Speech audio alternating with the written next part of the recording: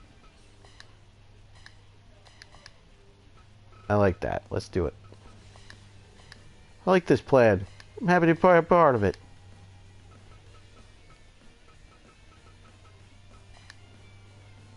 This guy's a sailor. We're here in New York. He gets laid. I think we'll be okay. Get him laid. I think we'll be okay. Funny us going out like this. Killed by a 100-foot marshmallow man. Oh, man. Yes, I'm randomly quoting Ghostbusters now.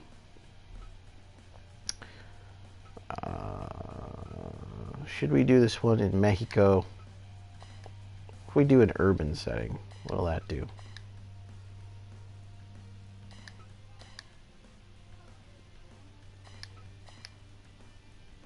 can sell out the full house. You get a full house, large hall, $100 a pop in Mexico. So the difference between urban and rural, if you're wondering, if you're watching this and wondering, what's the difference between urban and rural? Well, urban, you get more fans, which obviously means more ticket sales. Rural supposedly is supposed to increase your popularity in that region. Because in every region you have a different popularity level that ranks from S, which is the top, to D, which is the bottom. So you start at a D like in every region. Your goal obviously is to get to S. And I've been trying to work my way up through the other countries lately. Because I got to S in America quite quickly. But I've been working on Japan and Europe. I'm a B in both of those countries right now. And I think I'm a C in Mexico. So I've been really trying to push Mexico hard to get up to at least a B. I want to try to get into an A in all the regions at least. Or, you know, ultimately an S in all of them. But, you know, I find it more difficult to gain popularity in the other regions. Not sure what increases popularity more. But I think we'll go with the rural, even though we'll make more money by doing the urban show. But honestly, if you look at our cash total, do we really need more money? No, we don't. But also we can charge $100 a pop for this show and sell out the place. So it's all good. Even though we're only going to fit 10,000 people in there, I believe the urban large hall only fits another 8,000 more anyway.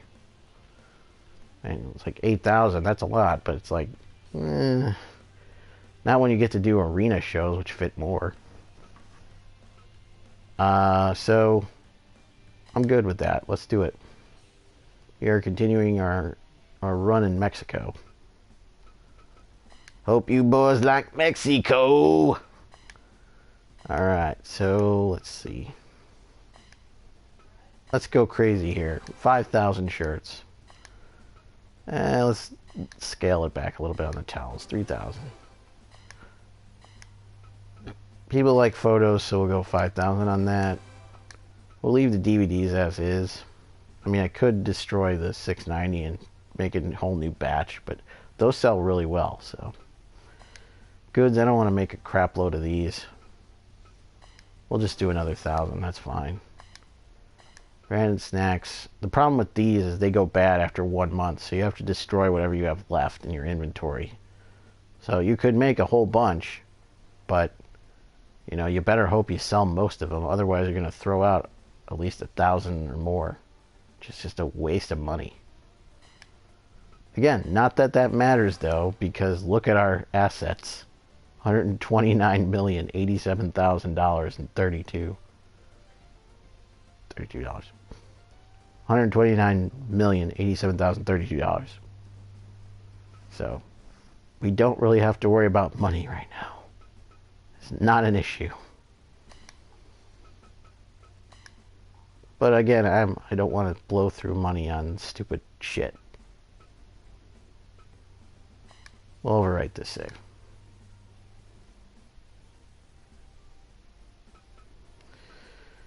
Alright, I think we are set to go for this event. Let us Proceed. So sorry to interrupt. Proceed.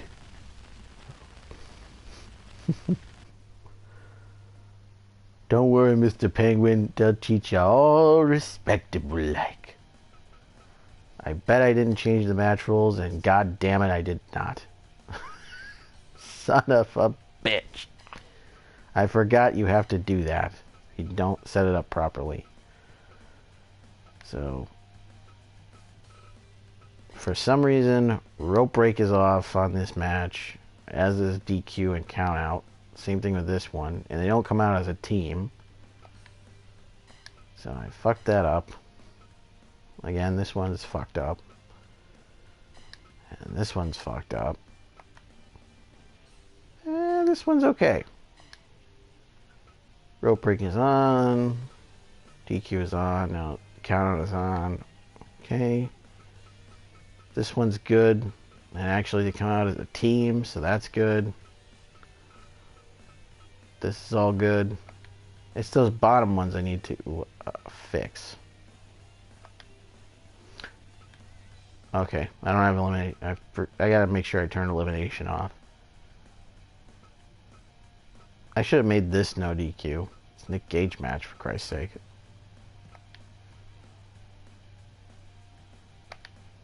Alright. That's fine, that's alright. Honestly, we're probably gonna skip this first match anyway. So that's what we're going to do. We're going to skip this first match. We're going to watch the title match. So I like to watch all the title matches. And there might be one or two other non-title matches that we watch. So we're going to skip this one. Skip to Baloo.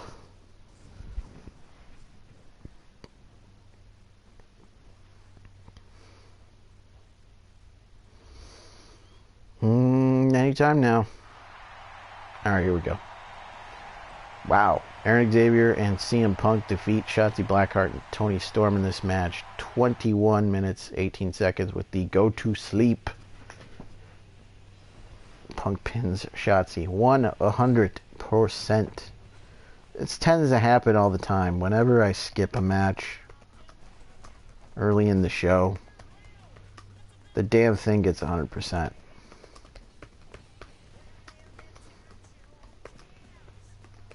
So I'm sure it was an awesome match that we didn't get to see because I decided to skip it. Because I felt like it wasn't really worth watching. Because honestly, I just threw the damn thing together.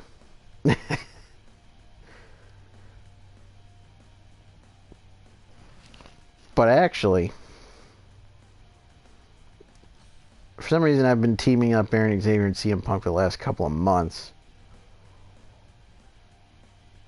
And they had a win back in April in a tag match over Allen Brown PCO. They did lose their match in May to Moxley and Callahan. But they get a win here in the first match of the show.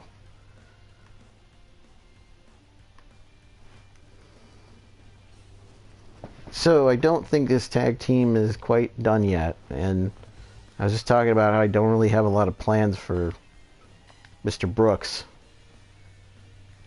Sorry, CM Punk, Mr. Punk, the punker. I don't have a lot of plans for him right now, so I think teaming him with the Evil Genius Aaron Xavier is the route to go.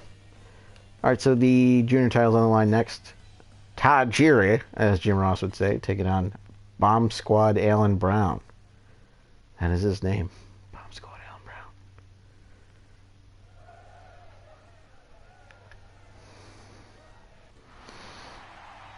I like the arena for Mexico because it looks like Arena Mexico. The real one in whenever they do CMLL shows there. They have these ladies dancing on the aisleway and they emulate that in this game. So I think that's pretty cool.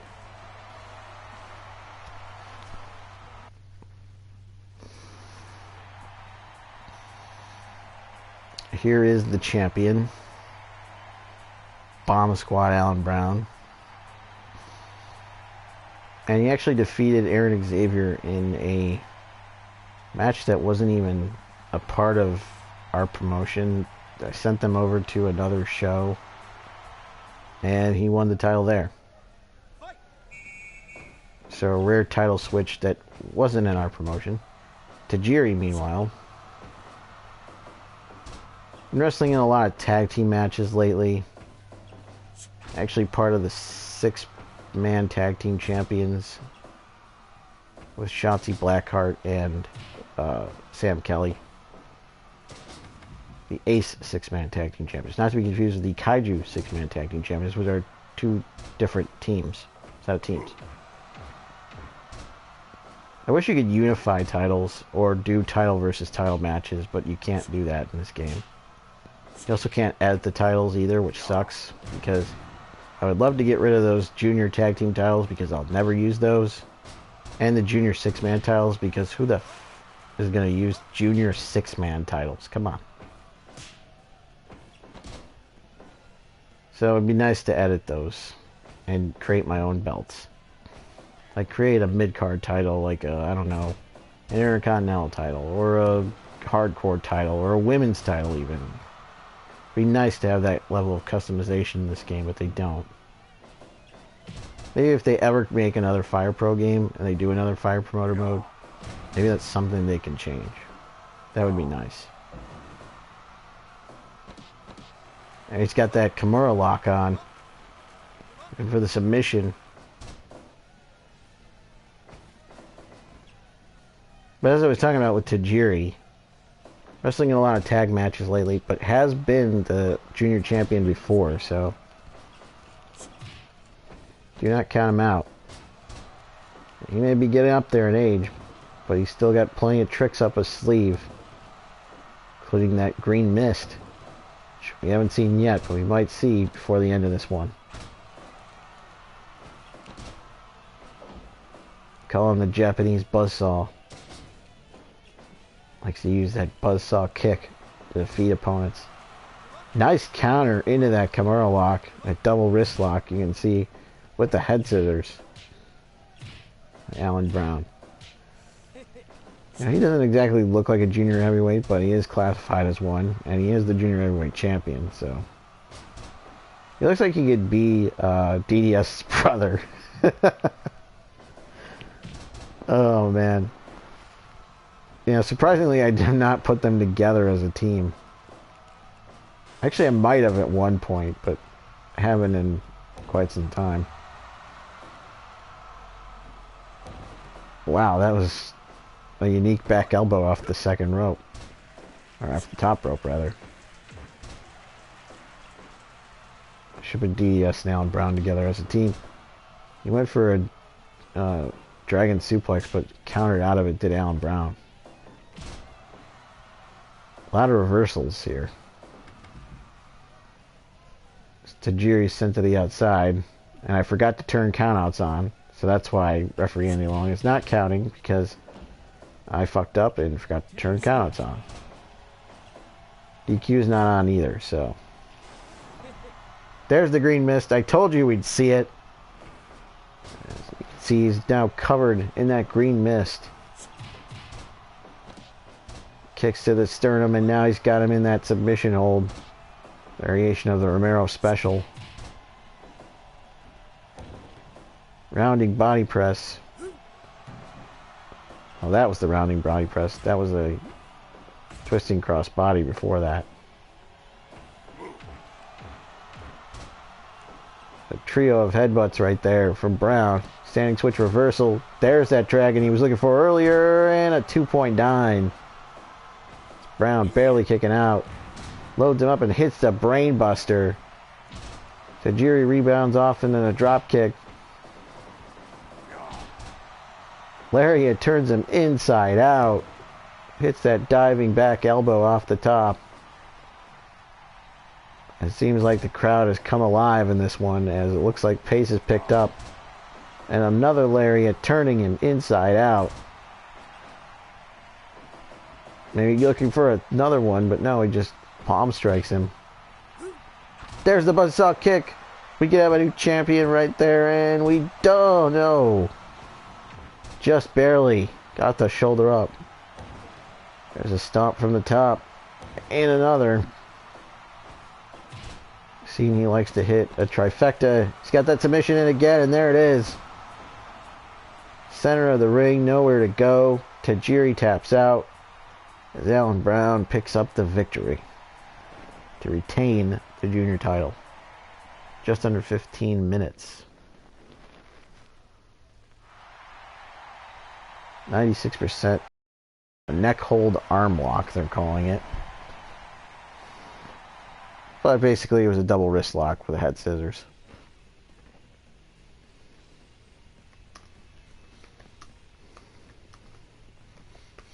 So let me record this. Alan Brown defeats Tajiri to retain Kaiju Attack Jr.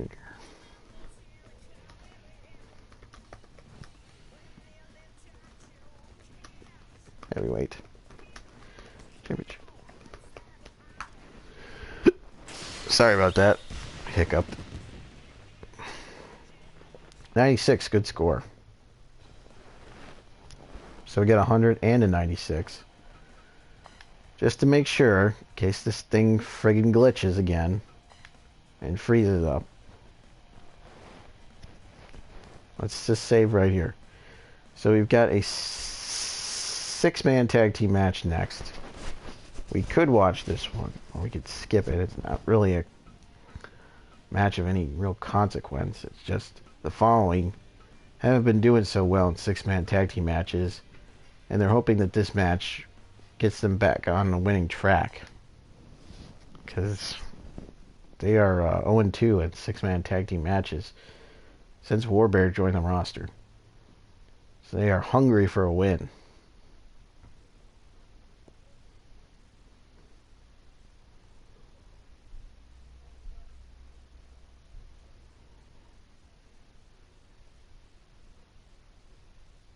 Anytime now. Okay, here we go. And they remain winless as this makeshift team of good guys, PCO, Danger Mask, and Jack Shatter, defeat the following in 23 minutes and 21 seconds in a match that got 100%. So PCO and his friends win this match.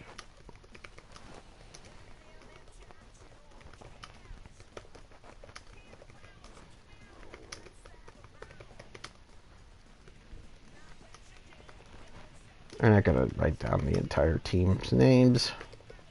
You know who we're talking about. We're talking about the following.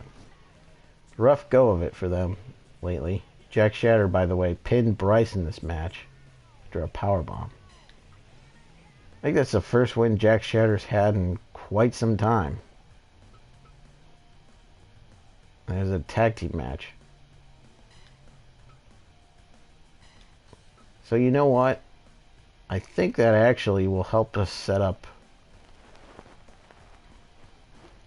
the match for next month. Let me record this though real quick. Jack pins Bryce. Write that down so we can set up another match for the August show. DDS taking on Sam Kelly here. The story here is Sam Kelly and DDS met in the semifinals. No, first round of the #1 contender tournament last month in our June event. DDS defeating Sam Kelly there. Sam Kelly just wanting to get his win back, if you will. Wants a rematch here with DDS.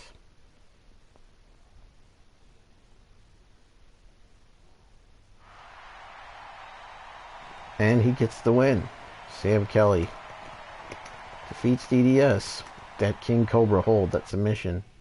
Only 8 minutes and 55 seconds. So it was a short one, and the crowd didn't really love it. 71. So that brings our rating down a little bit to a 91. Thanks a lot, guys. Way to stink it up in the fucking ring. Oh, man. I don't know who to blame there. Most likely Sam Kelly, though. I don't know. Next, we've got Naito and Eric Priest. The underwear model Eric Priest. Rare singles matchup for him. Again, this is just kind of a match to get Naito back on track after losing his title at a non-Kaiju event. But it looks like the losing streak continues as surprisingly Eric Priest defeats Tetsuya Naito. We might have another story brewing here. Tetsuya Naito dropping the fall here to Eric Priest, who wins with the F69, 94% match rating.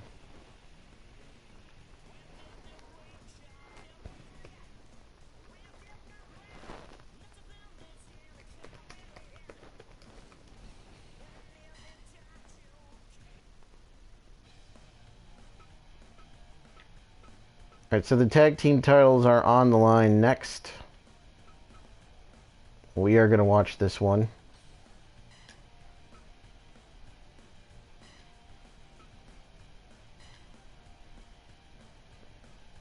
Make sure to save.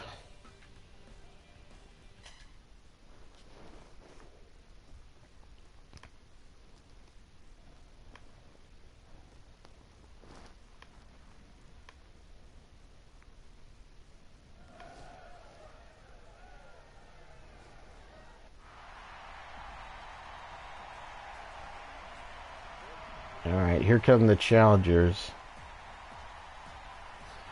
The team of the Callahan Death Machine. The Draw, Sammy fucking Callahan. And the Death Rider, Jon Moxley.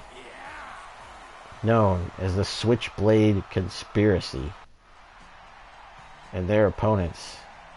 They are the Kaiju Attack Tag Team Champions.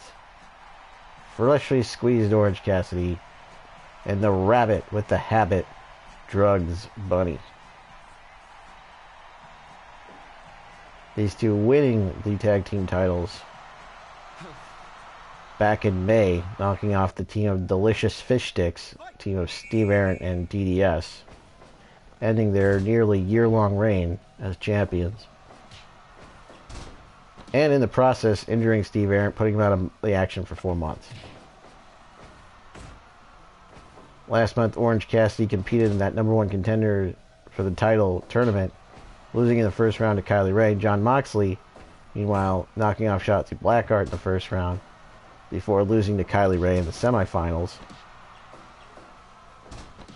Drugs Bunny, also in that tournament, knocked off by Machine in the first round. Sami Callihan did not compete in that tournament, so he's the one guy in this match that was not part of that tournament.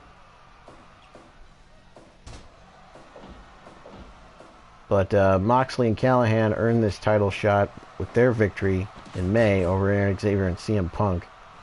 That match earning 100% match rating. And that's where we're at with this match. So we got Callahan and Drugs Bunny in there now.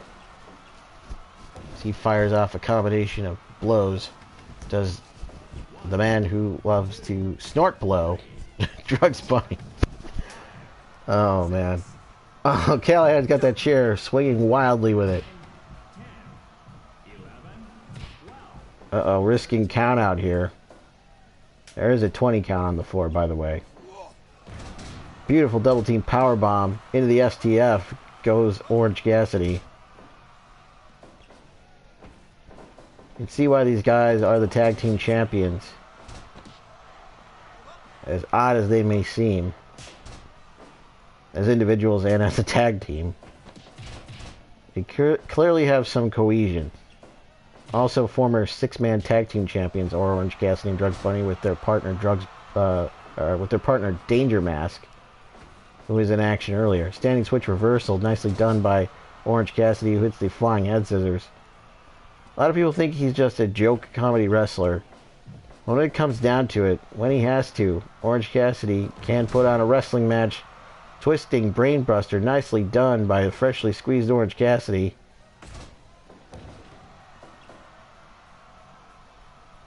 Man looks to put his hands in his pockets, makes the tag with his hand, the Drugs Bunny. It's a scoop and a slam. Stomp and an elbow. And a tag is made to Callahan. Sandwich him with that lariat. And now they're trading strikes here. Drugs Buddy got the better of that one. He plants Callahan with that DDT. And another one. Cassidy is tagged in. There's a headbutt from Drugs. Callahan, though, quickly makes a tag to Moxley. Back body drop. There's that stretch buffler again. Gotta love that move. 10 minutes gone in this one as Drugs delivers a headbutt to Moxley. Woo! There's the figure 4 leg lock. Styling and profiling is the nature boy, Drugs Bunny. What's causing all this? Jet planes, long limousines, alligator shoes, Rolex watches. All the ladies, they call him Slick Bunny. There's a tag. There's a double team. Oh, man. Woo!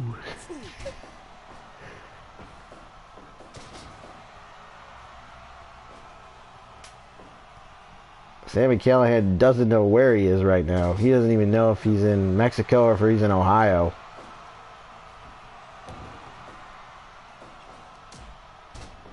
There's a mule kick from Callahan. By the way, Callahan, having a video game tournament next weekend. And it's actually a Fire Pro Wrestling World tournament. I'm very tempted to enter that tournament and beat Sami Callihan for that win.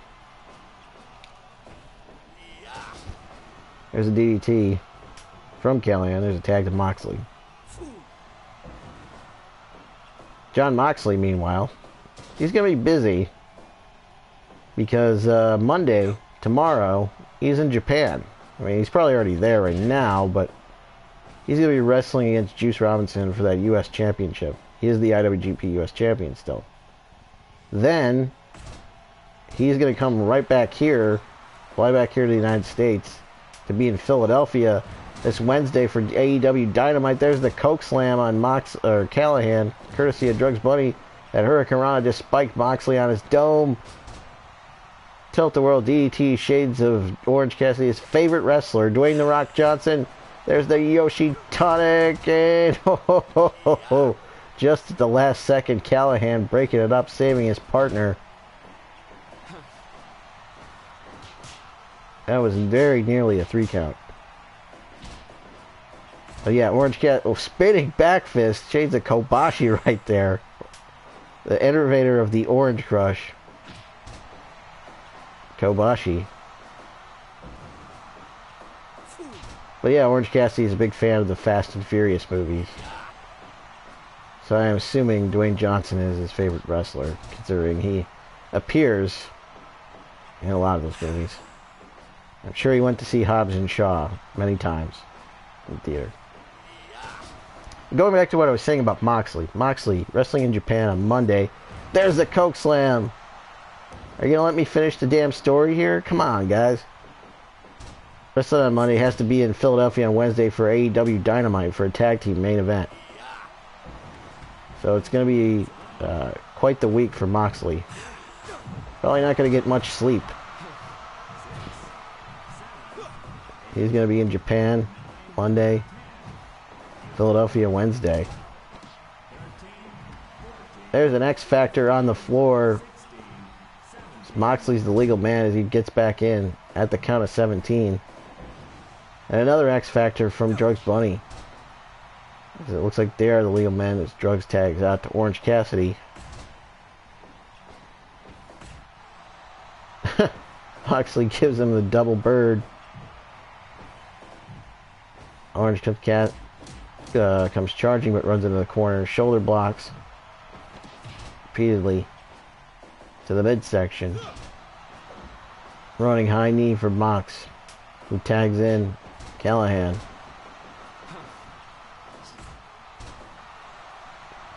I'm really hoping that Moxley can do more shows outside of AEW. There's a roll-up pin, too. That was really close. There's a backstabber from Orange Cassidy. But I'm really hoping Moxley can do more independent shows outside of AEW. There's a splash off the top, and that is it. Moxley too late to break up the pin on his partner. Let's see, he got there just a second too late. Danny Long's hand came down for the 3 before he could break up the pin. And Orange Cassidy and Drugs Bunny retain those tag team titles.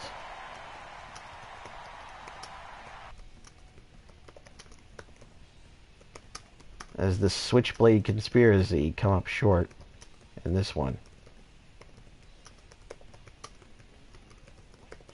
96. Good match rating. 24-10, the diving body press from Drugs pins Callahan. But I'm hoping Moxley can do more shows outside of AEW. So I'd really like to see him in GCW at some point. And I'd like to pair with Callahan again, at least one more time. Because the two of them used to be a tag team back in the old CZW days, known as the Switchblade Conspiracy, and, you know, they each kind of went their own way. They were both in the WWE system at one point, but Ambrose was already, well, Moxley was already Ambrose, and he was already on his way to joining the Shield if he hadn't already. Yeah, he was already in the Shield. And then Callahan was Solomon Crow, which went absolutely positively nowhere, and he was then let go. He was asked to be released and was granted it, and then, you know, Callahan went back to the Independents, eventually got a contract with Impact, also works for MLW, but hasn't been there in quite some time. But, you know, now that Ambrose is gone from the WWE, he's back to being Moxley, it opens up an opportunity for them to team again for the first time in a long time. Granted that AEW would allow him to work other shows. He was supposed to do the Bloodsport 2 event with Barnett. Barnett said to the fans, he guarantees that that match is going to happen at some point, wrestling politics aside. So I don't know if that would, why it should be so much of an issue for him to work outside of AEW, considering, you know, he already is doing it with New Japan, and AEW is not doing house shows. They're only doing pay-per-views and TV shows. That's only once a week. You're telling me that they can't take a booking outside of there? And it's not like he's going to be doing a show that would be on TV or anything. Because GCW is not on TV. I mean, it's on Fight TV, but that's not TV, you know? I don't see how that would be an issue. And GCW is not exactly a big competitor with them. They're an independent. It's not like he'd be appearing on, like, I don't know, Impact or something. Or ROH. So just let Callahan work the fucking show. You know what I'm saying? Or not Callahan. Callahan's Impact contract allows him to basically work wherever. I'm talking about Moxley. Just let Moxley work the fucking show. Come on. Fans want to see him wrestle. Let him fucking wrestle. Not gonna interfere with your TV show.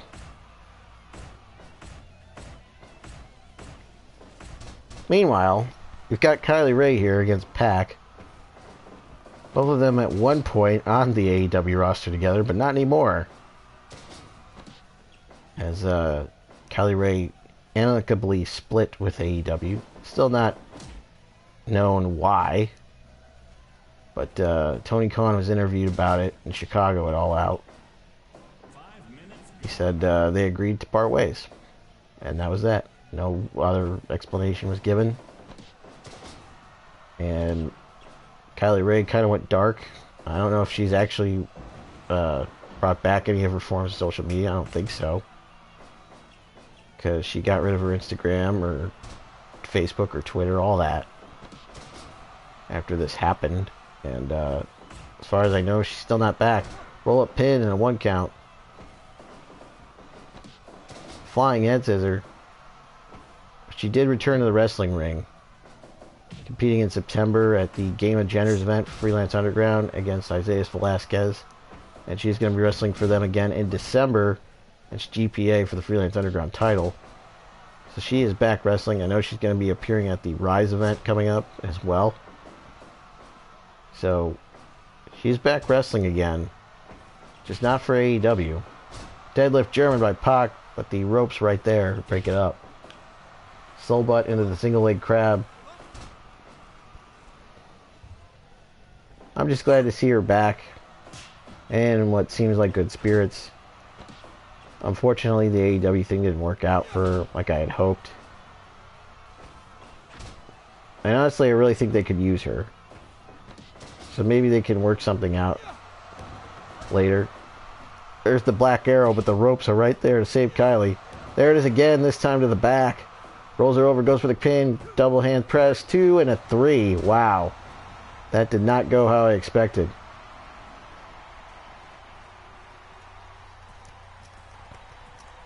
Pac defeats Kylie Ray with the Black Arrow. 9 minutes and 50 seconds. He retains the Ace Heavyweight title there.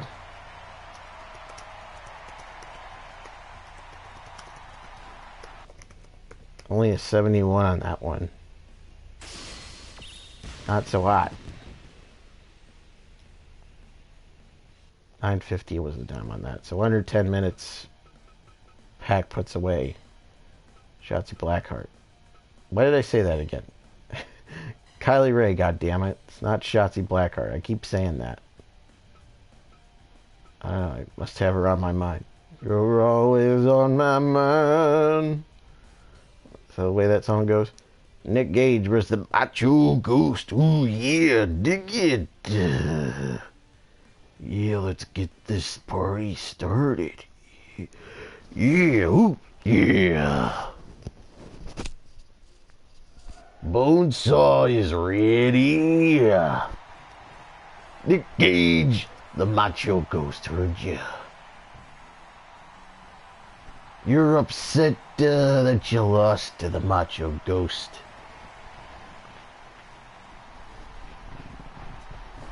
The thing is, Nikki, oh yeah, you just couldn't handle the madness. That's why you failed.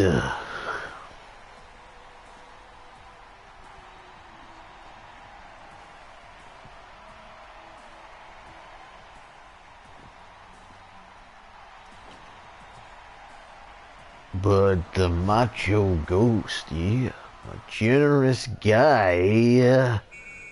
So I agreed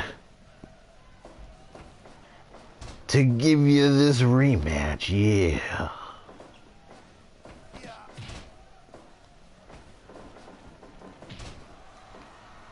The Kaiju officials, they said, Macho, we want you to come back.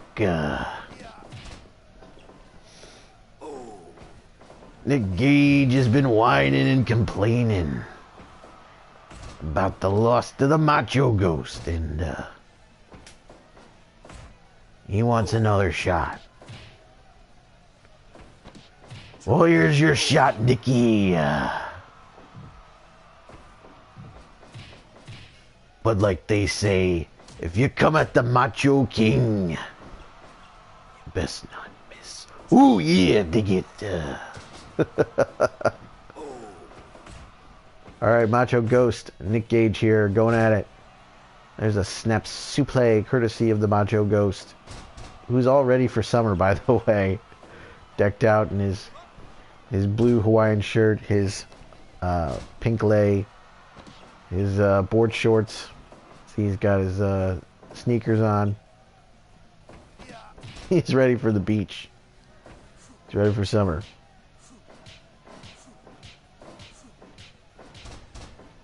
He said he's gonna go relax on the beach after this match is over, after he beats Nick Gage again.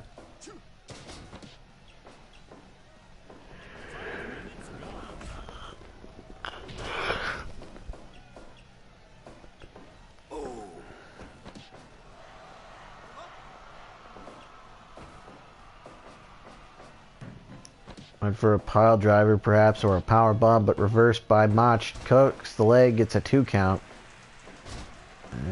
Crowd appreciative. That near fall there. Inside cradle, going for another quick pin and a 2 count only. Body slamming a pin, 2, and again a kick out from Gage.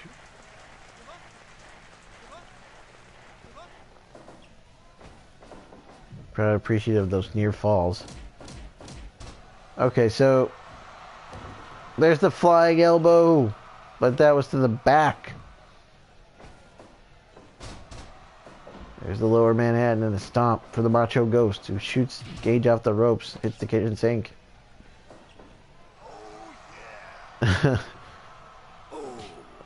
Macho taunts him and then punches him. Inside cradle center of the ring. Did he get him? And he did. Wow. Macho Ghost has Nick Gage's number. This death match was all Macho Ghost, man. He just steamrolled him.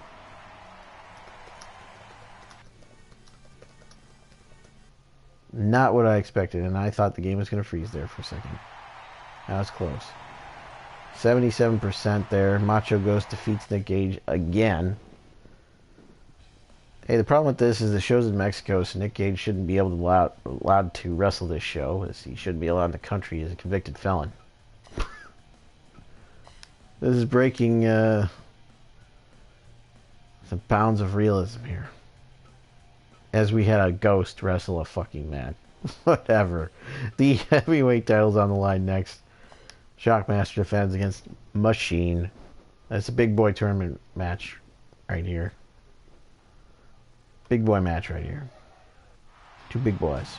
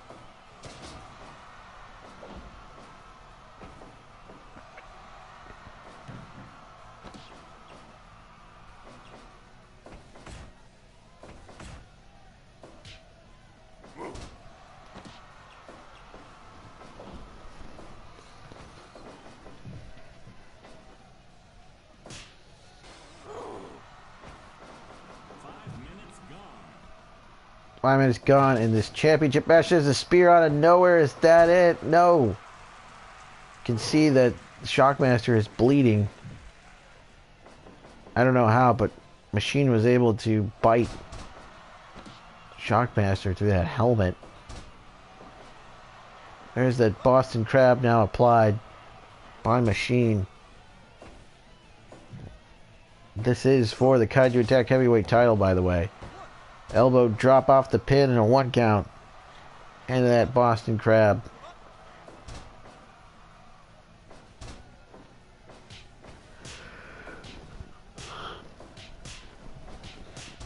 Machine earning this opportunity by winning the 8-man #1 contender tournament last month, defeating Kylie Ray in the finals of that tournament. He was looking for that splash, but Machine got back to his feet and now choking Shockmaster.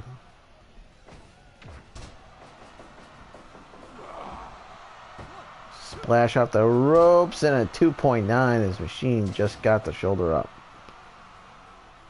Machine has not been champion in a long time. He wants to win that belt.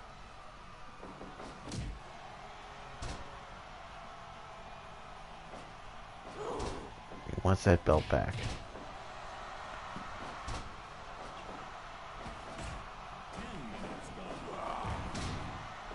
There's a sit-out power bomb into the buckle backbreaker. A little bit of suck-it action. A little crotch chop. There's a spear. And on a pile driver. Stuffs him. Machine tells him to suck it, then hits a spear, and that could be it. We have a new champion. No! 2.9 and a splash to the back, right on the spine. That lower back of Machine. And again, this time to the front, and that has got to be it. No! Machine perseveres in a slam. Follows it up with that splash. Is this enough? And it, no! Machine resilient. Able to survive. That series of splashes, and now we're running Power Slam. Is that gonna do it? It is. Kicks out after the fact. Kicks out after the 3, but it's too little, too late. As Shockmaster wins again.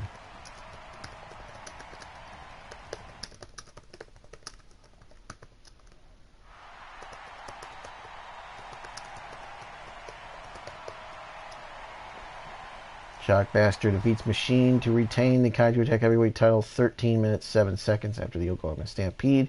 87%. Yet another title defense. Can anyone, and I mean anyone, stop the Shockmaster? He's here to shock the world. He has certainly sent shockwaves through Kaiju Attack Wrestling with his meteoric rise to the title.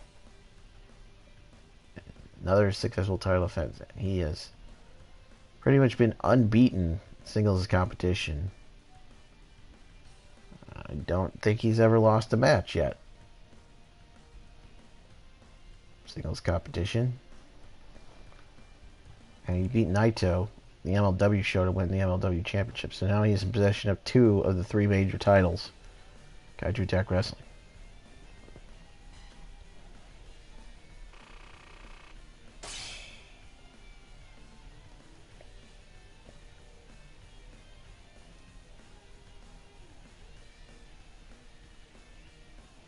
$10,818 out of 10,000. Great success. Another flawless show.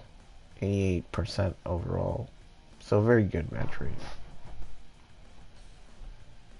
Let's see. Shockmaster debuted back in September with wins over Jack Shatter. Win in October over PCO.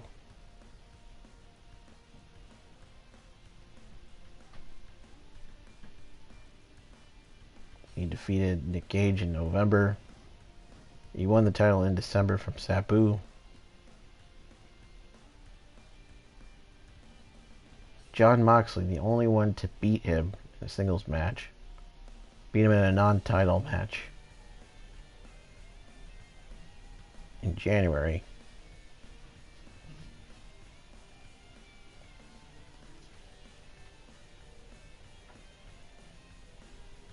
Shockmaster beat him in February to retain the title.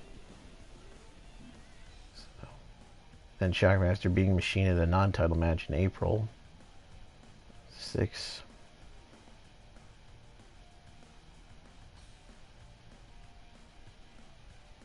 Shockmaster winning a 6-man tag in May. And then retaining the title here in June. So 7-1 in 8 singles matches. 8 of 9. 8 of 9. So 8-1 in 9 matches. Kaiju Attack Wrestling in general. The only person to pin him in a singles match, not for the title, was John Moxley.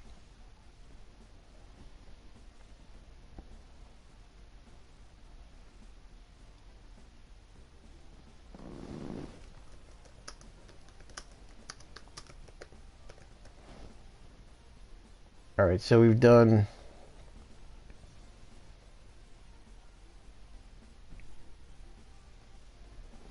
for the stream, we've run April, we've run May, we've done June, done July.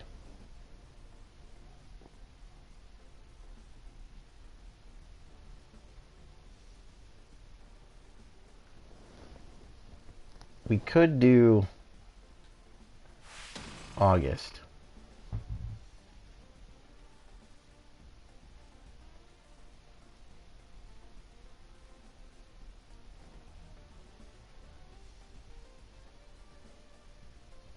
And then next time out, we'll do September, October, November, December. I think that's what we'll do. So AEW's got a tournament scheduled.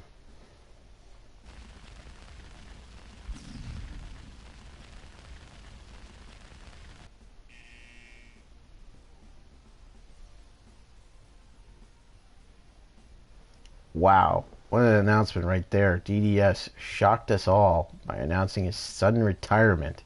Said they've hit their physical limit. Sad to see them go, but let's send them off with grace.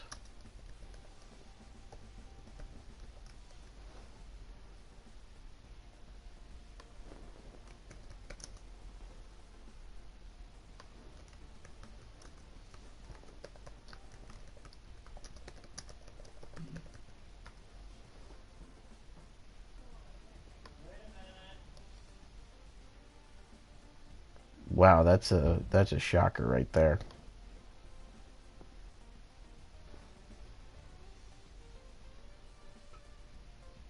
DDS officially retired. And our scouts didn't find a single person. Shotzi's waiting outside. Sam. Salary.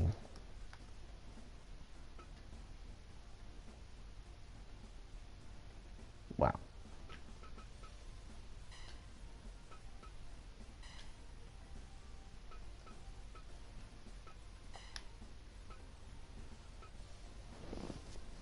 Well, because of the retirement of DDS, that means our tag team, 6-man tag team titles are now vacant.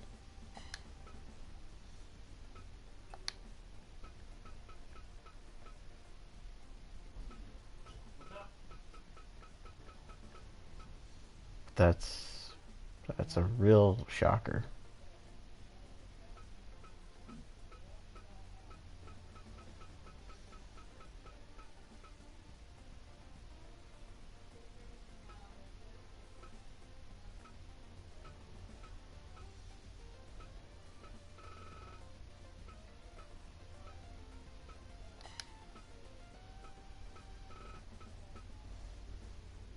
DDS, looking at his accolades, former MLW heavyweight champion,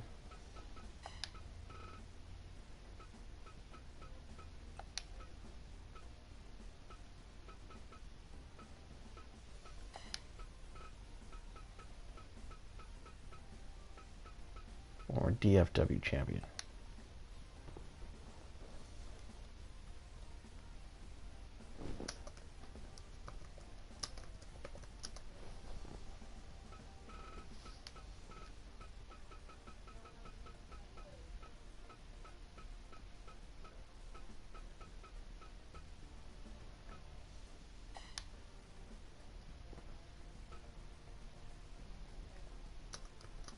Two-time six-man champion.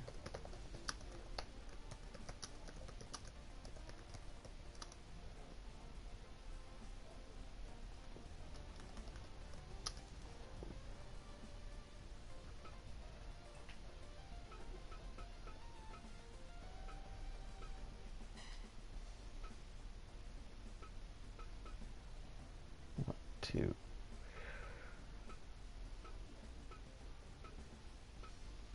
Three.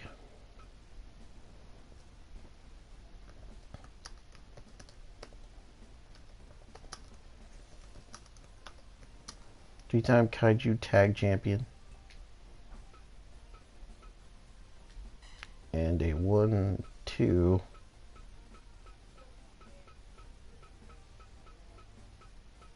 3. Three-time Kaiju Attack Heavyweight Champion.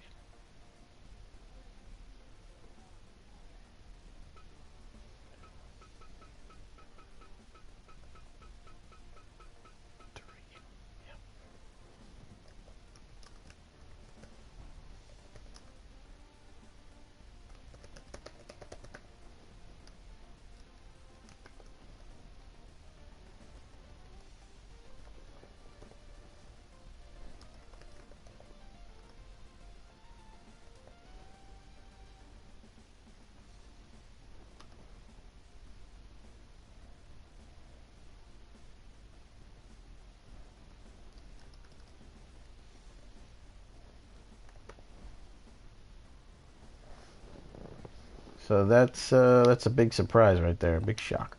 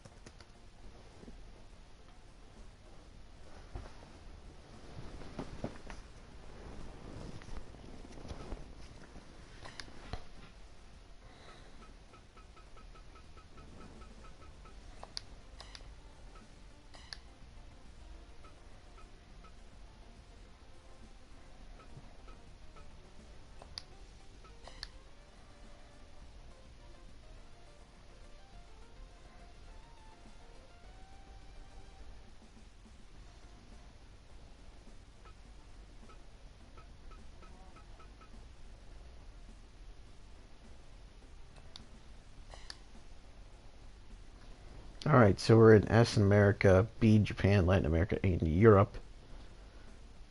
So we are getting up there. Getting to where we want to be.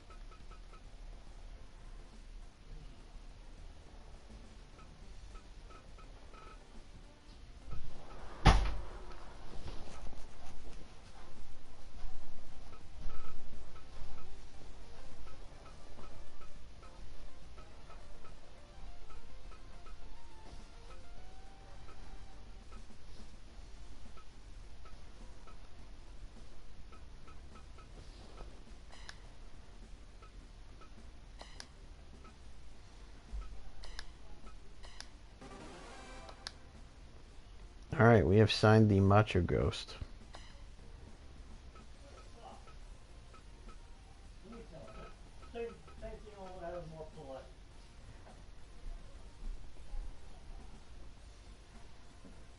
So Macho Ghost is on our roster now.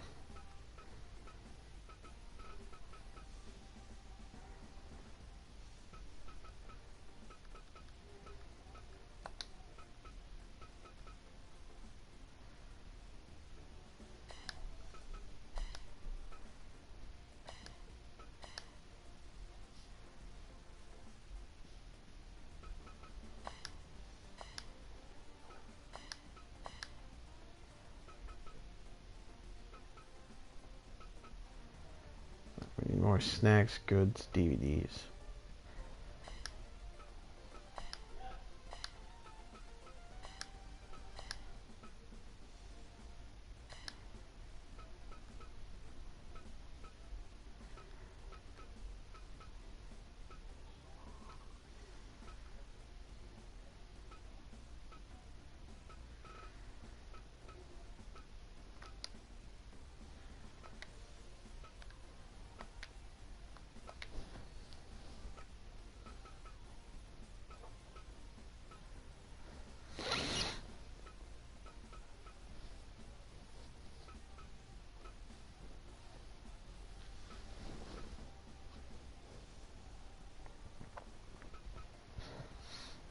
Hmm.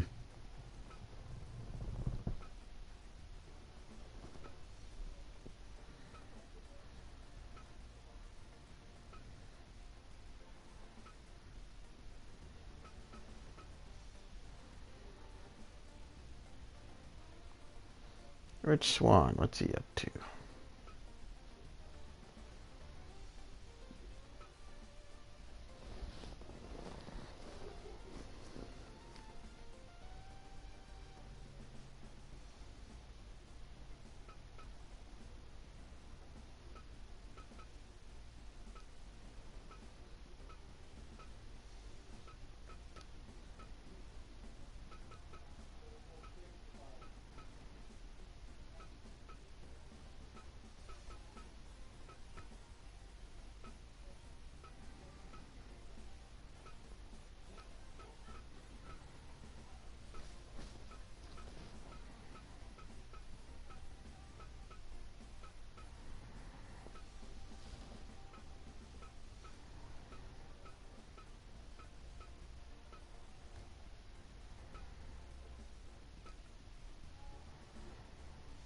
Hmm.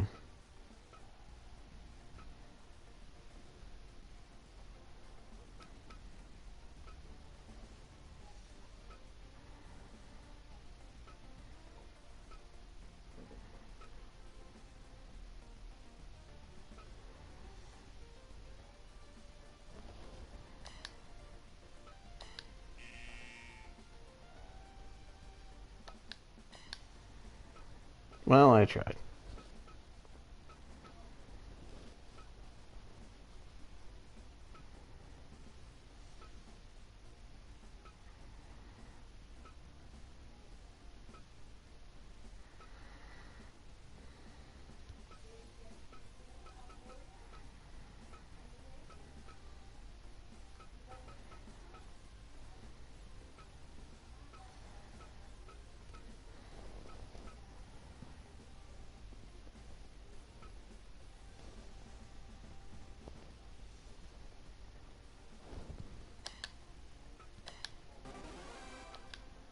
Alright, we got Rich Swan.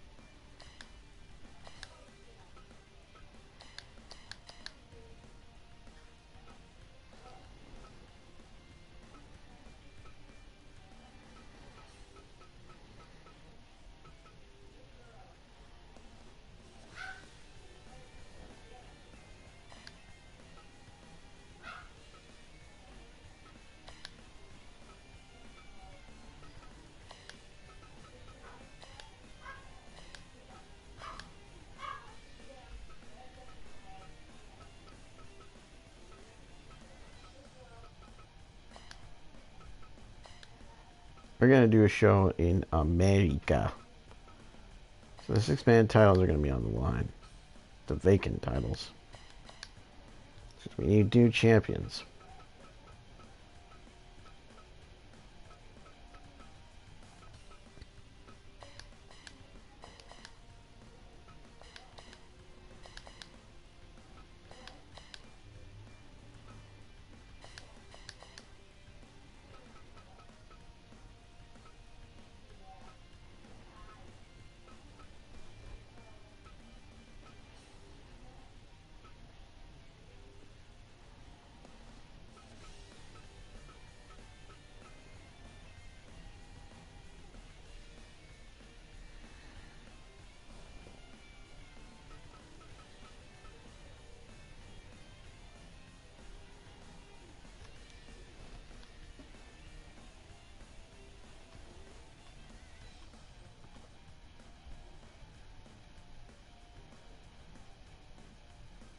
That was what? PCO, Danger Mask, and Jack Shatter.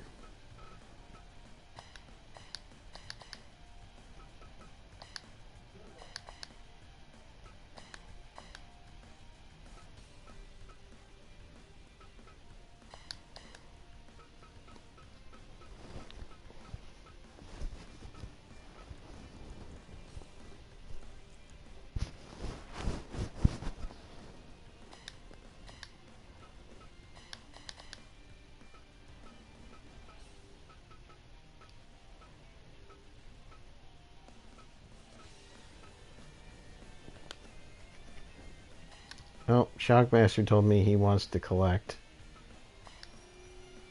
another title. He wants that Ace Heavyweight title. He already got the MLW title. Naito. He beat Sabu for the Kaiju title. Wants to finish the Triple Crown. So, that's what we're going to run.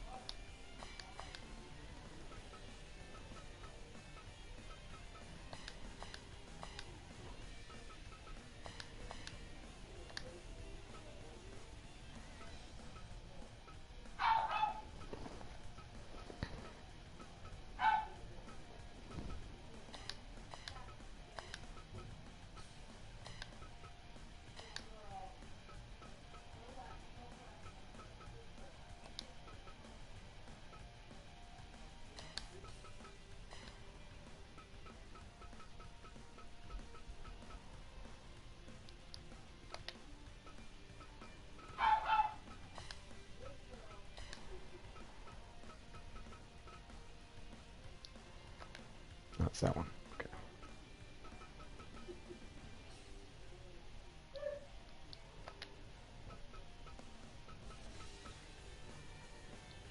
Keep hitting the wrong one. Okay.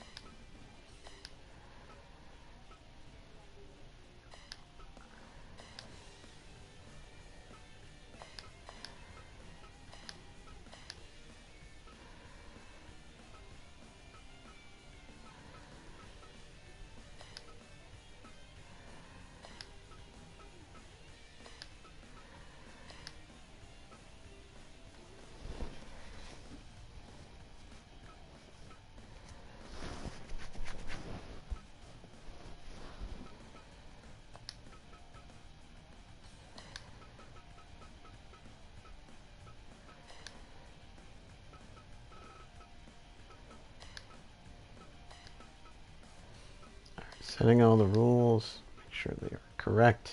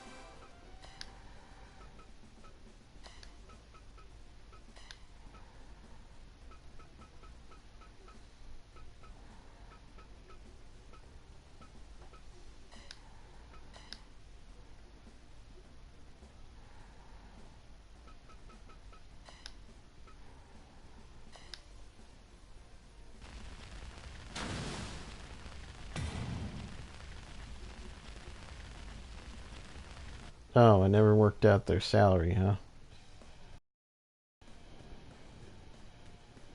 Whoops. I forgot to do that.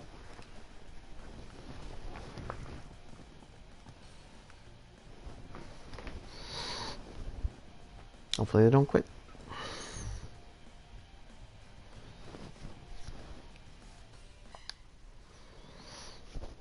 We're going to run through this show. This is going to be the last one we're going to do on the stream. And we'll call it a night. Did Yuri beat Tony Storm there?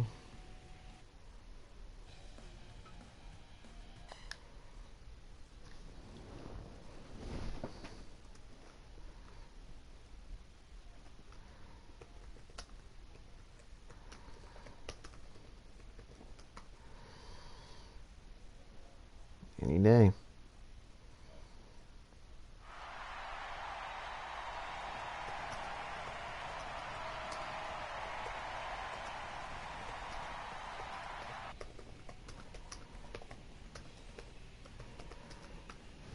Eric Priest and Machine beat Sammy Kelly and John Moxley.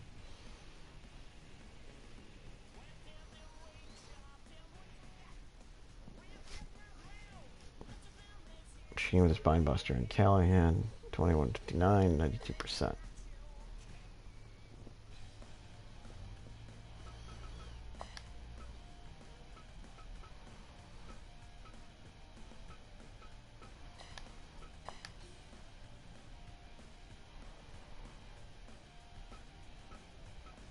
Alright, junior titles on the line match. Next.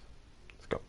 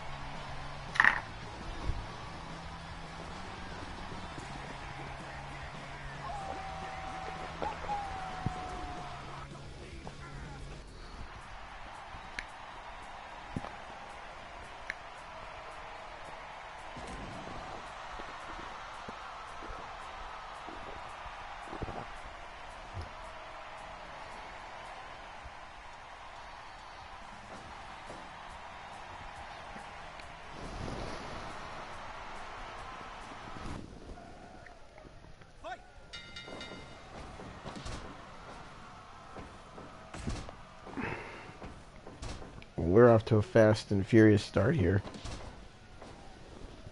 The junior title's on the line.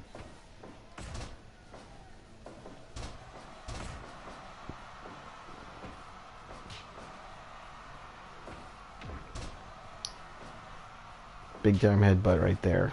Alan Brown swinging neck breaker from Shotzi. And an arm drag. There's the Shonen Kai right there from Bomb Squad. Alan Brown follows up with a headbutt. Shoots him off to Shotzi drop down. But runs right into the knee strike. Disorienting Shotzi. But an arm drag takes him down.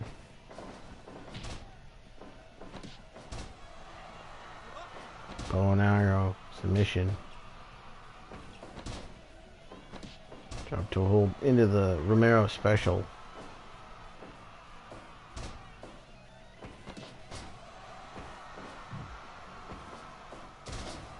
Jawbreaker and Shotzi with a standing moonsault gets a 1 count.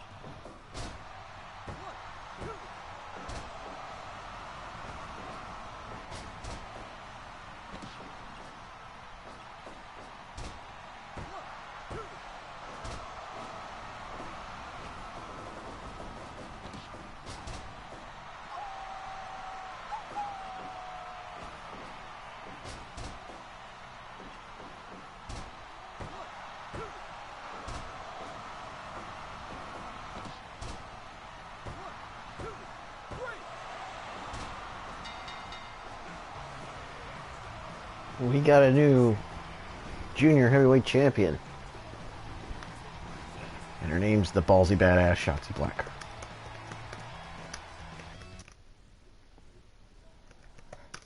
She defeats Bomb Squad Alan Brown to win the title.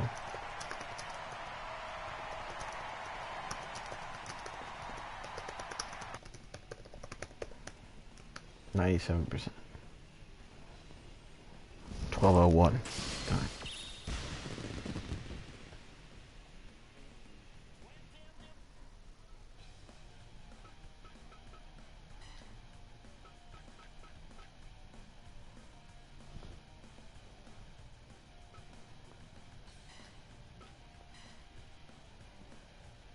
Need to get rid of some of these saves. Naito and Sam Kelly's next. Nothing on the line here. But Naito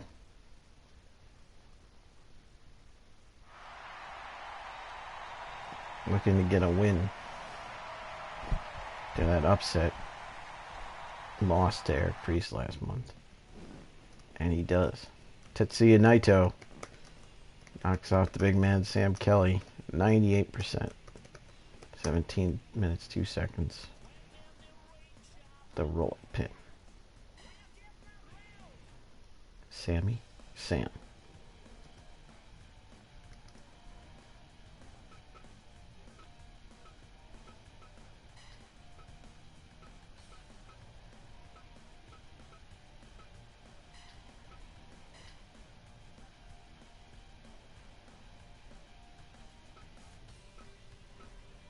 Macho Ghost, Nick Gage is next.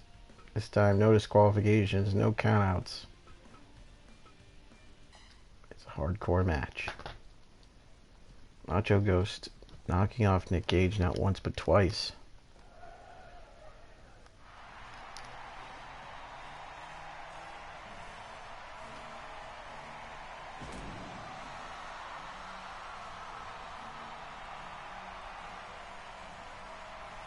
Back in March, Macho Ghost defeated Nick Gage in a singles match that's been stewing in Nick Gage's mind for months now.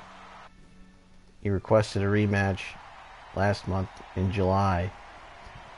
It's Macho Ghost. Macho Ghost winning that match in under 10 minutes.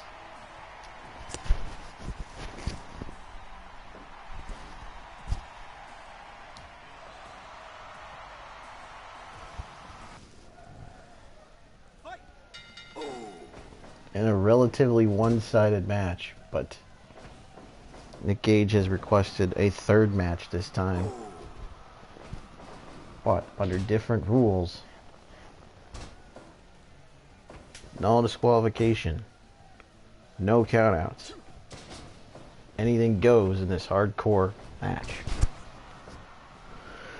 Beautiful double arm suplex from Macho. Goes for the vertical reversed by Gage.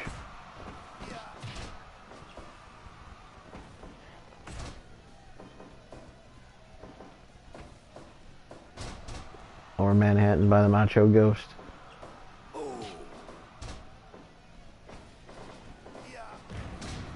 Caught implanted with that spine buster. Snap suplex by the Macho Ghost. Side headlock applied.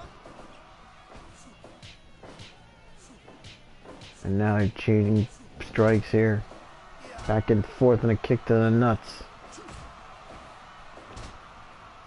Goes, rolls him up. Inside cradle. That's how he beat him last time.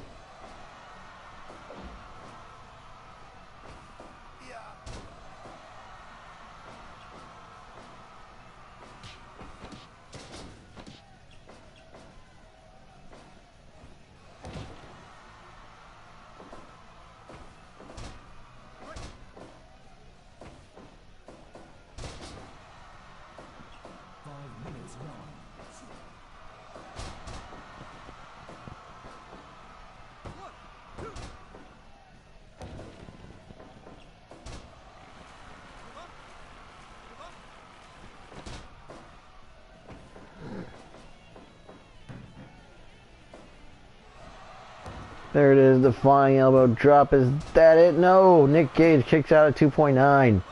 Big time kick out from Gage needed there. Bonesaw is ready. And another one.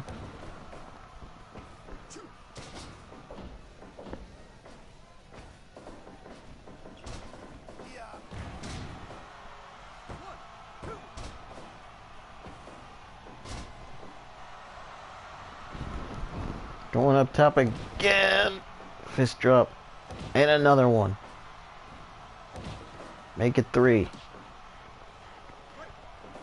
You know, this is a hardcore match, but we haven't seen any plunder involved in this match. No weapons.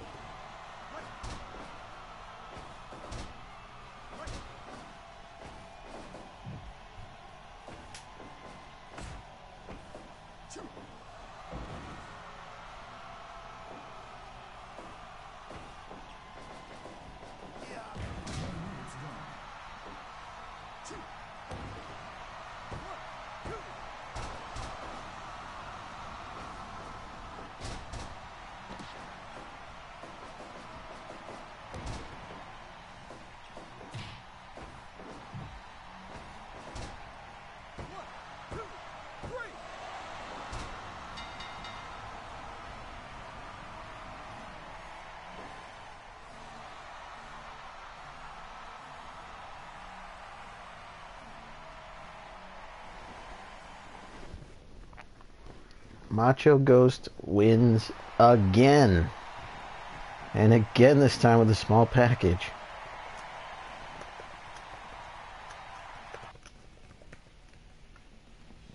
He has got his number, 83% this time.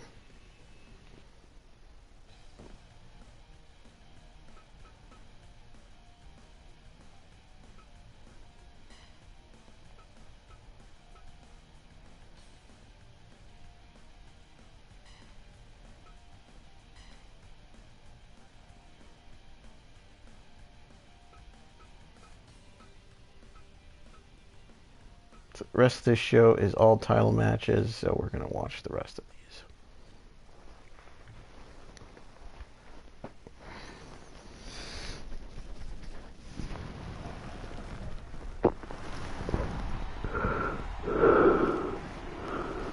So that was a disappointing match. I was expecting a lot more.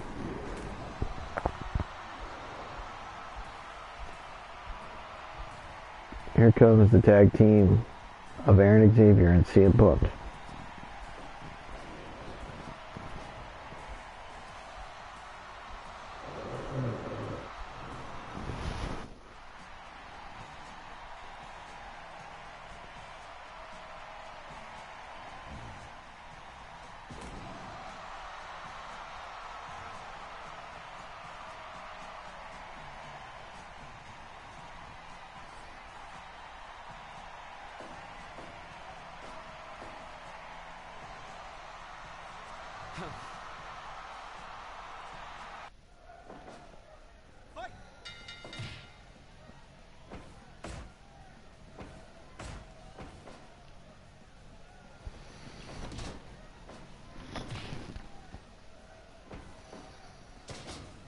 Getting the tag team titles on the line here. The tag team champions, Orange Cassidy, and Drugs Bunny, putting their belts on the line. Successfully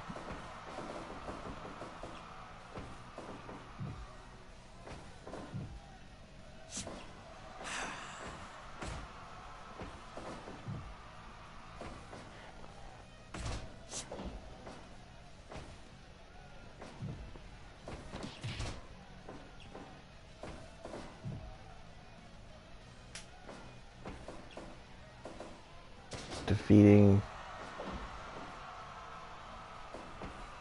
Jon Moxley and Sami Callihan last month. This month it's CM Punk and it's Aaron Xavier.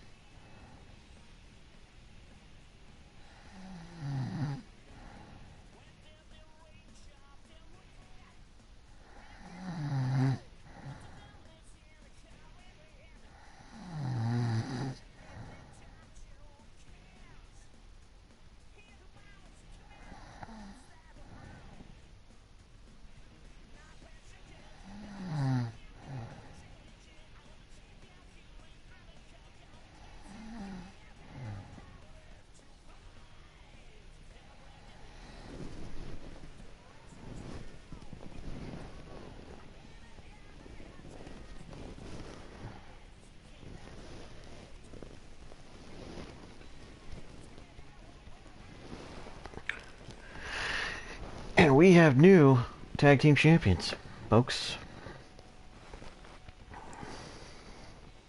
Another title change.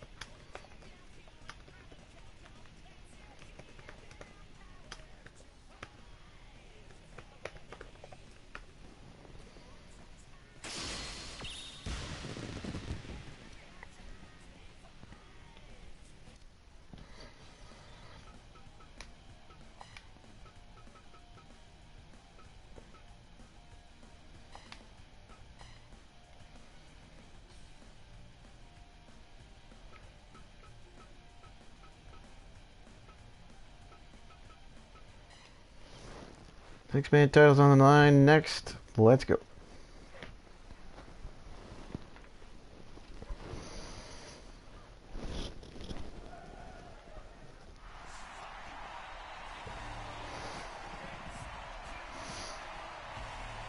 So here comes the following. Jesus Bryce leads his charges to the ring. Warbear, Ernesto Aguilar, and Pariah. 3/4 of the group known as the following. I've yet to see the fourth member.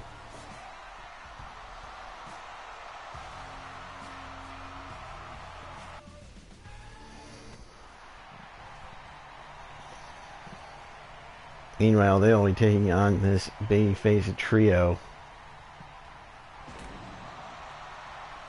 of PCO, Drugs Bunny, and the man with the future sight, Jack Shatter.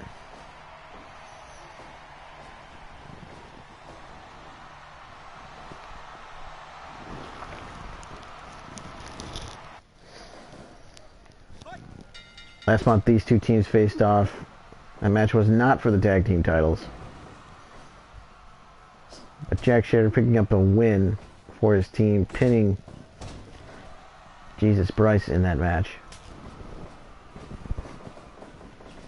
And neither team had those same six-man tag team titles last month. But earlier this month it was announced in the month of August that DDS has retired. With his retirement, he vacated his portion of those tag team titles, six-man tag team titles. So in fact, the six-man tag team titles held by DDS, Pac and Tony Storm, were vacated.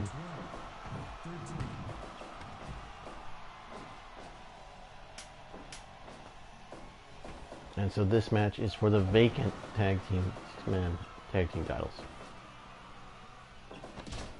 So the winning trio is going to walk out of here with the Kaiju Attack six-man tag team titles. And this is an elimination match. And the match only ends when one side has been completely eliminated.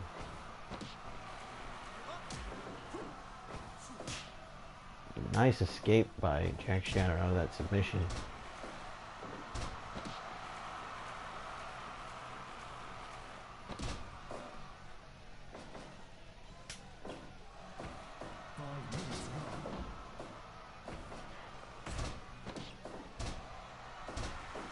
Money Straw Cradle, not even a one count as PCO tags back in to Shatter.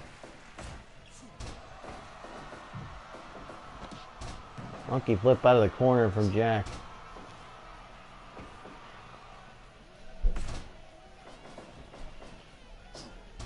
Shatter now.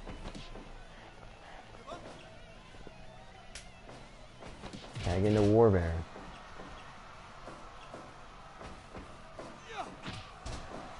Double clothesline by the following, and Warbear with that camel clutch. Two-time suplex into the STF center of the ring. Bryce is there to break it up. That cross jacket choke applied. Bear tags back into Bryce. As Danger Mask is in here. Double team in Zaguri. From Danger and Shatter. Overhand shots and the elbow drop from Bryce. The Masked Man now in control. Snapmares him down. But a snap suplex right there from Bryce. He applies that chin lock.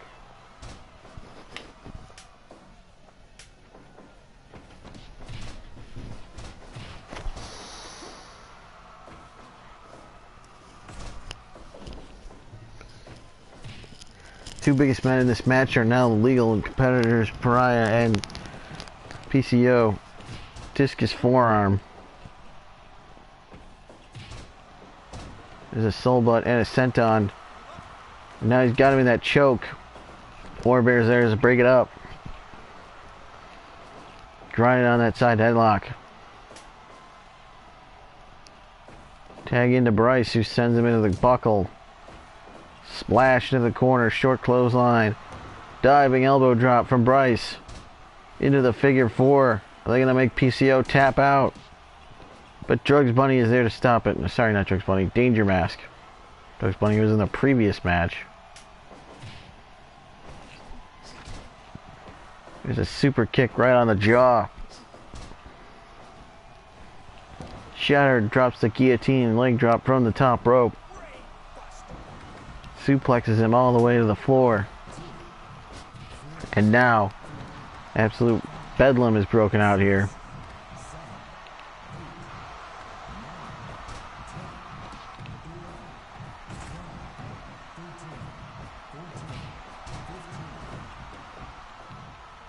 Bryce back in, avoids the count out.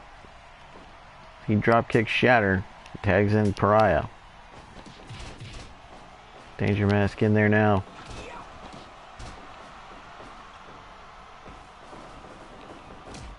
Shoots out the ropes.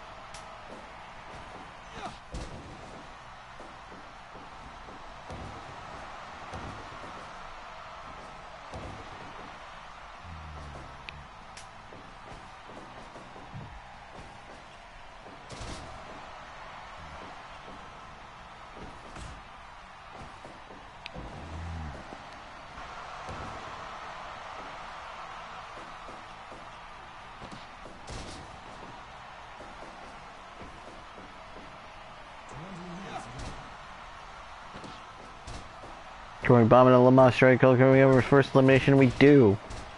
As Warbear has been eliminated from this match.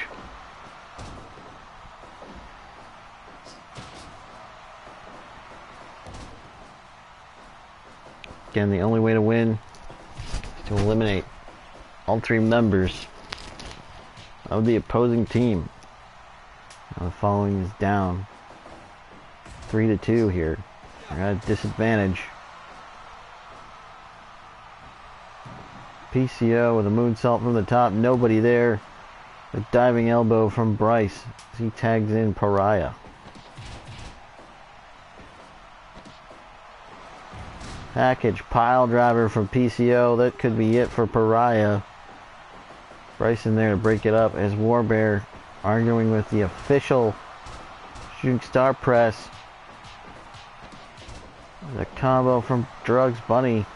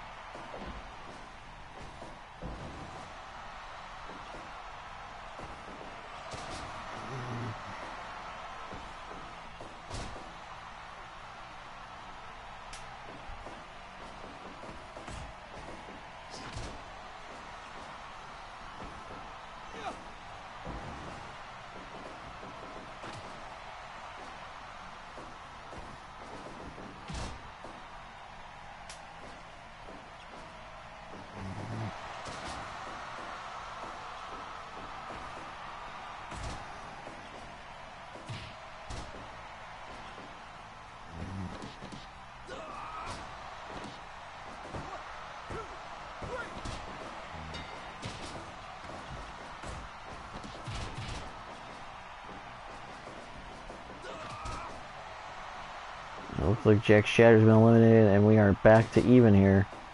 2 on 2. PCO hits that senton off the top. Is that gonna do it? No. Warbear distracting the ref. May have saved his partner there as the Gory Bomb connects by Danger Mask.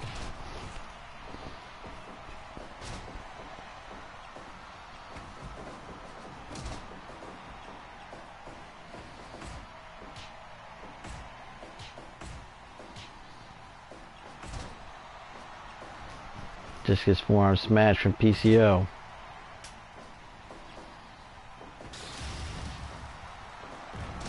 And Bryce stealing his move, package pile drive right there on PCO. Quickly tags out the Drugs Bunny. Package pile driver again. Northern Lights, the bridge. The referee is distracted by Warbear yet again.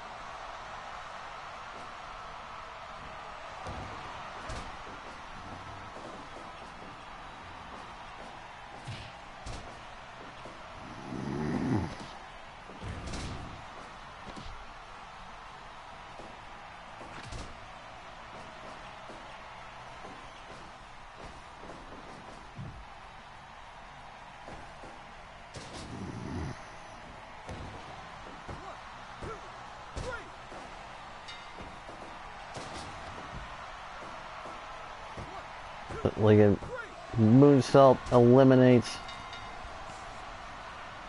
Pariah, but soon after, Bryce nails him with the Flat Earther and pins PCO, and the following are your new Kaiju Attack 6-man tag team champions.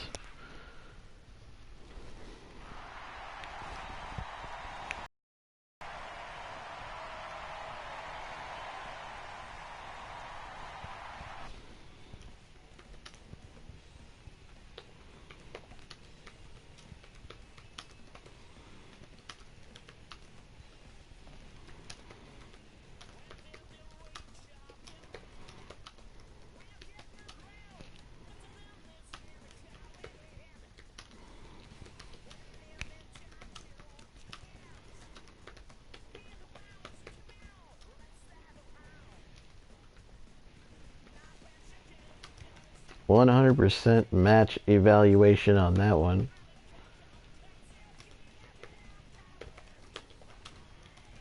An elimination match.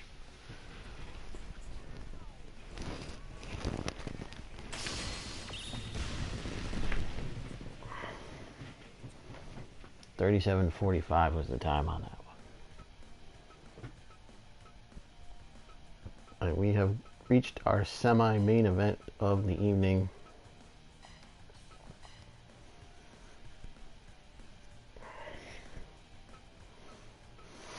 The Impact Junior Championship is on the line. Junior Heavyweight Championship is on the line. Rich Swann defends against Kylie Ray.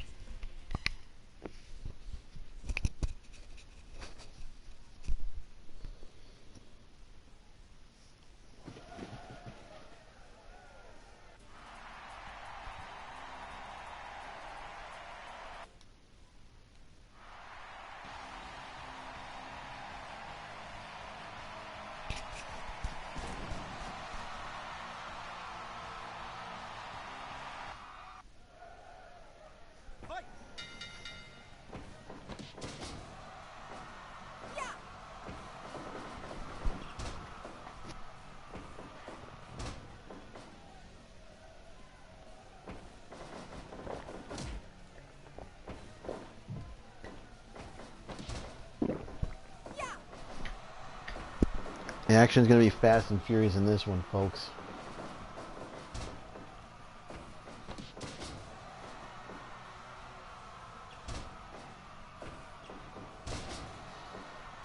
Belly overhead throw there from the outlandish Rich Swann. And there's a spin kick and a little dance number from Swann. Swann, he's feeling it right now.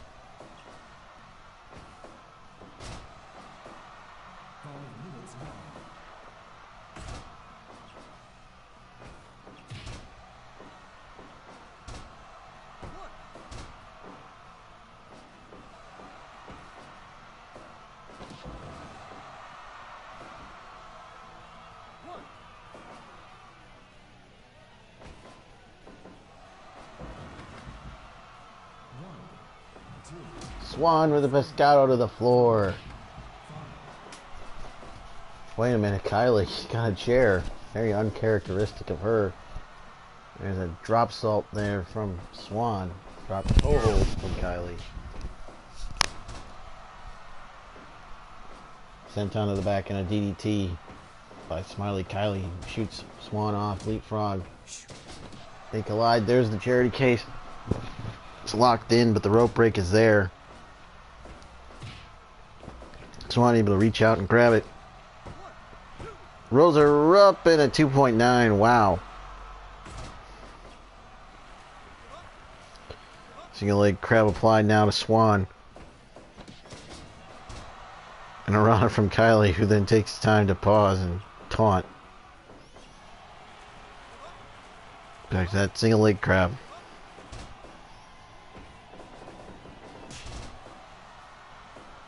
Sliding drop kick and Swan. But he's caught. Charity case. Is this going to be it? Is he going to tap? No.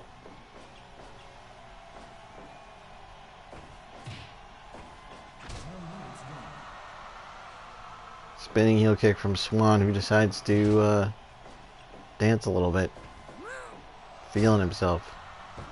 Deadlift German. A 2 count. Very long 2 count right there. Swan with that spinning heel kick again. Very cocky, very confident is Rich Swan. Somersault senton from Kylie. Deadlift German. Bridge. Not even a 1. Swan dances and hits that corkscrew senton.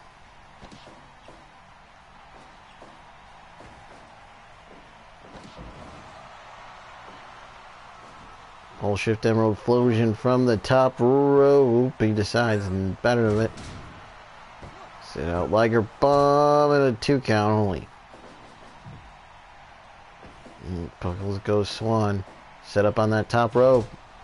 He was looking for a superplex. Got caught with that frog splash. Can't capitalize. Kylie out on her feet. Gets caught with that spinning heel kick from Swan.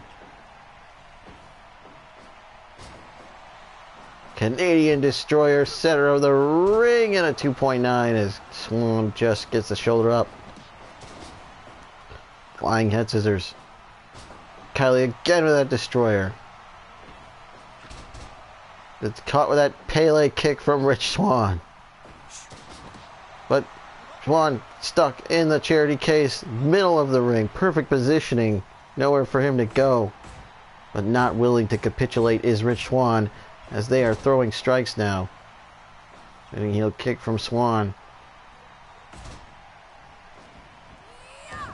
Carly with that somersault senton from the top. Does it again. All that weight crashing down the lower back of Rich Swan. Swan now. Again trapped in that move. But too close to the ropes.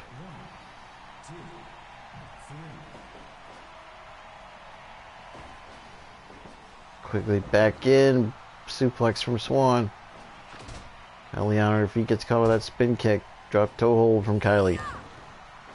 Somersault senton from the top. And a second one. Super kick. Canadian Destroyer. Is that enough? And it is. Kylie Ray has won the Impact Junior Heavyweight Championship from Rich Swan here tonight.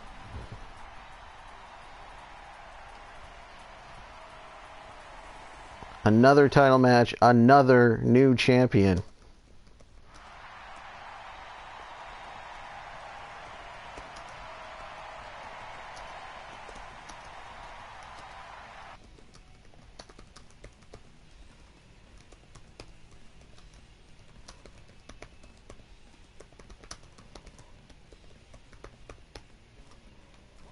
%98% on that match, 1827. So Kylie is your new junior heavyweight champion. Like I said, so far we've had new champions crowned in every single title match on the card. Shotzi Blackheart defeating Alan Brown to win the Kaiju Attack Junior Heavyweight Championship. Aaron Xavier and CM Punk are the new tag team champions as they defeat Orange Cassidy and Drugs Bunny. The following defeat PCO, Danger Master Jack Share to win those vacant Kaiju Attack 6-man tag team championships. And we just saw Kylie Ray defeat Rich Swan to win the Impact Junior Heavyweight Championship. As we have taken that title from Impact Wrestling. And it's all come to this, the final match of the evening. It is for the Ace Heavyweight title as Pac puts the title on the line against the Kaiju Attack and MLW Heavyweight Champion, the Shockmaster.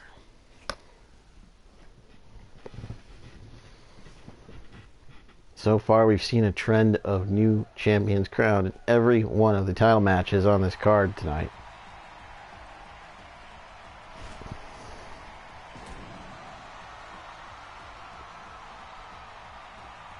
Will this be a perfect 5 for 5 in terms of title changes?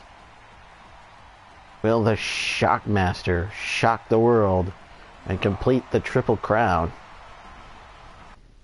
He's got the Kaiju Attack Heavyweight title. He's won the MLW Heavyweight title from Naito last month.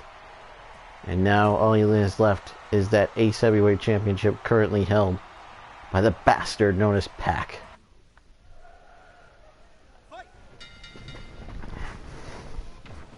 His goal is to complete the Triple Crown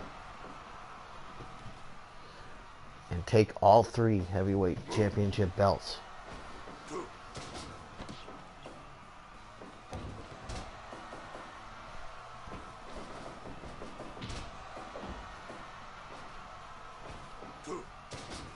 Meanwhile, Shotzi, wow, that could have been it right there. Speaking of Triple Crowns, Shotzi Blackheart on her way to collecting a Triple Crown. She has both the Kaiju Attack and MLW Junior titles now after beating Alan Brown earlier on the show. Her sights may be set on Kylie Ray next in that Impact Junior title. The Gorilla Press, the strength of the Shockmaster on display here. Make no mistake about it, Pac is a fighting champion, but Pac is giving up a lot of size to Shockmaster here.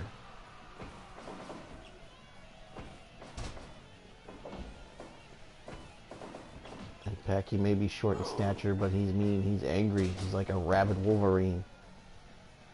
And he's built like a brick shithouse. Big time power slam and a lariat from the Shockmaster.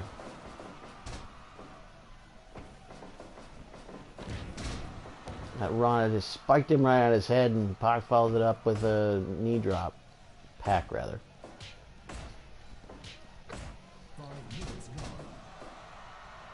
Five minutes have elapsed in this match for the Ace Heavyweight title.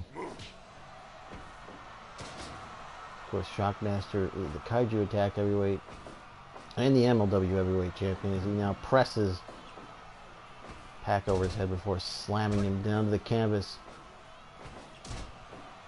Leg sweep from Pac. Backbreaker. And a cover. But apparently that was rope break.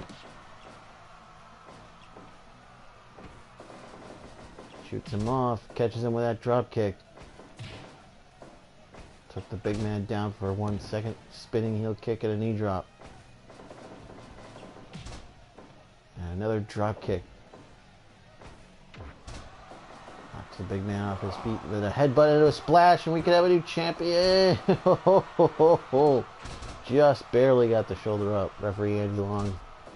And that was just a 2.9. And a running power slam. We could have a new champion. And Naito. Again, or sorry, not Naito, Pac again showing his resiliency, kicking out, another backbreaker and another 2.9.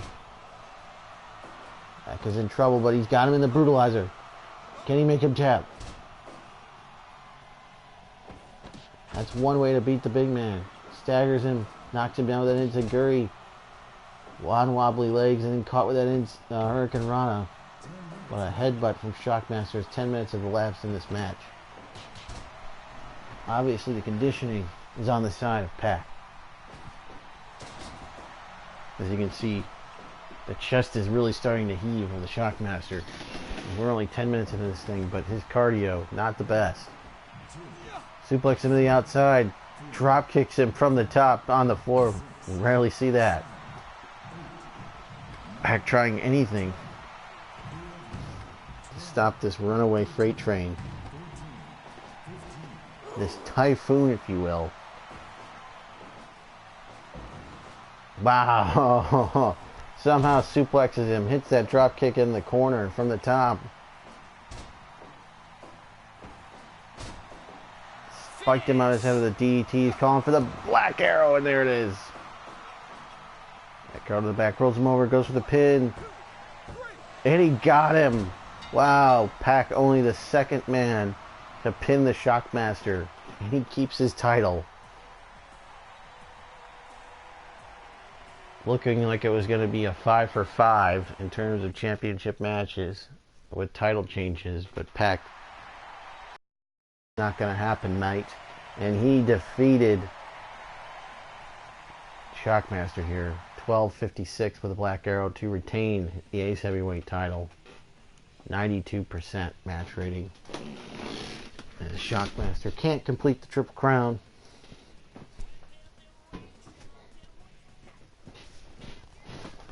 The streak of title changes on this show has ended. And what a way to close out this show. A very eventful show, to say the least. As Pac defeats Shockmaster.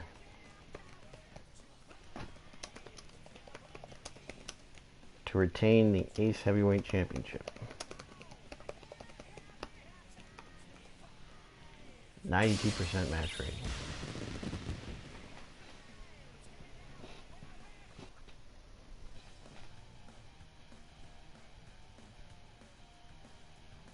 And that closes out this show, our August event.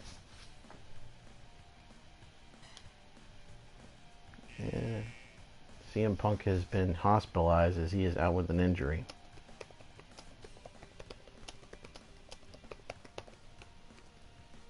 What does that mean for the status of the tag team titles? I don't know. As you see all the title changes that took place, including the tag team titles. We overbooked the venue, over capacity, 72,122 out of 65,000. 92.9 average card rating. Full house, audience loved the show. We knocked it out of the park there. Zack and Bushi are your New Japan Junior Tag Team Champions. Kenny of AEW is the AEW Heavyweight Champion now. Dave, Elgin, and Eddie are the 6-man Tag Team Champions of Impact.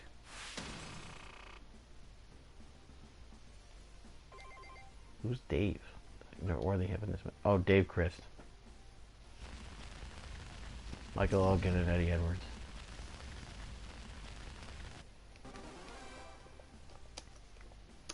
You're in year 7, September.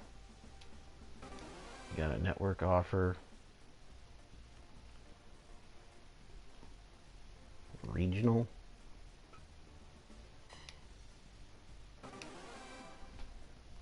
Ready to fulfill your civic duty and give back to the community, boss? The city council asked us to participate in the local festival.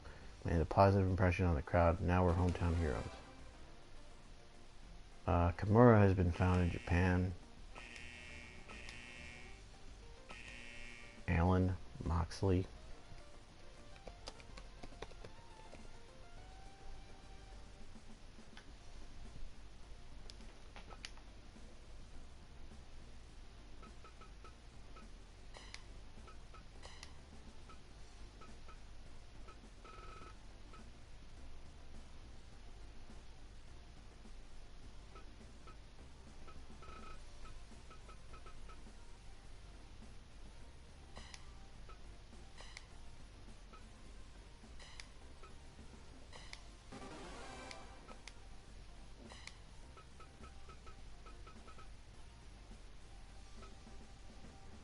Okay, we didn't take care of that last month, so we'll fix that.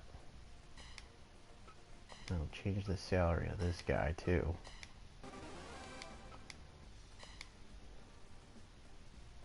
What else? Alan Moxley.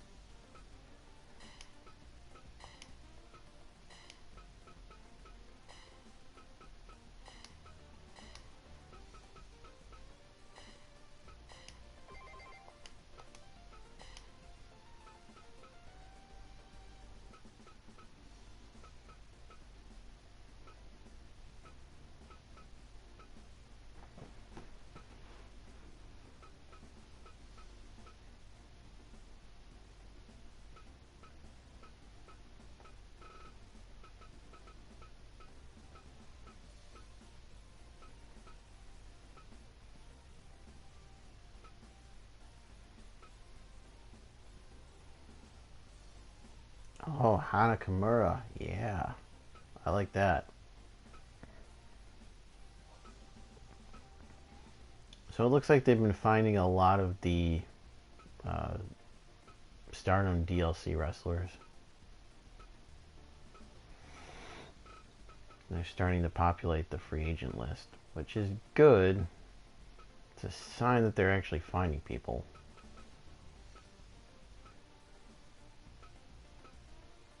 Not turning up anything.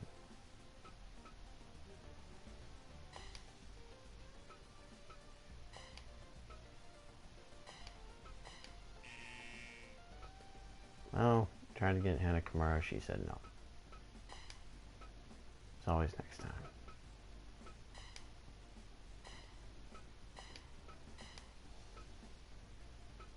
Alright, we sold out of everything.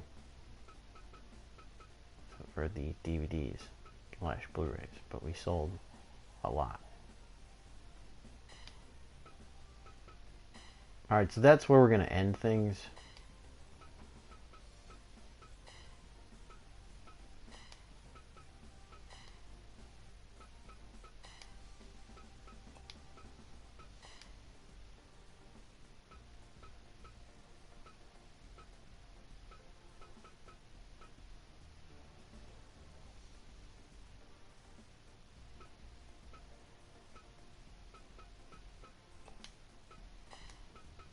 But yeah, that's where we're going to end things.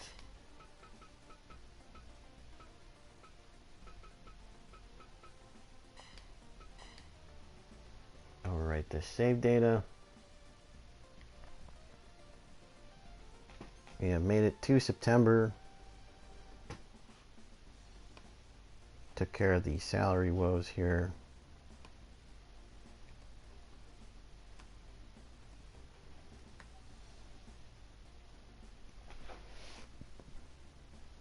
Next time out, we will finish off the year 7, September, October, November, December, and we'll move on to year 8. Thanks for watching. Follow me on all the social media platforms, Twitter and Instagram at @IamTheSwink. Subscribe to the channel for more Fire Pro Wrestling content.